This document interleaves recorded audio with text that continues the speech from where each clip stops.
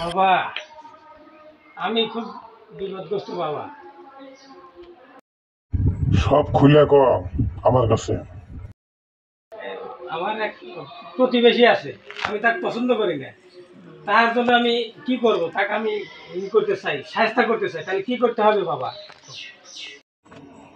প্রথমে ওই পরিবারে একটা ঋণ ঢুকে দিবি। একটি ঋণ, যে পরিবারের ঋণ আছে সে পরিবার ধীরে ধীরে ধ্বংসের দিকে চলে যাবে। তারপর ওই পরিবারে একটা মামলা ঢুকে দে, যে পরিবারে একটি মামলা হয়েছে সেই পরিবারও ধ্বংস।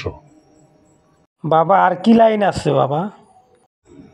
ওই পরিবারে ফ্রি ইন্টারনেট ঢুকে দে। ফ্রি ইন্টারনেট ঢুকে দিলেই ওই পরিবারে 10 বছরের মধ্যে তাদের চোখ নষ্ট হয়ে যাবে।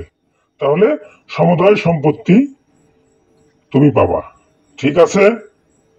অশেষ ধন্যবাদ বাবা।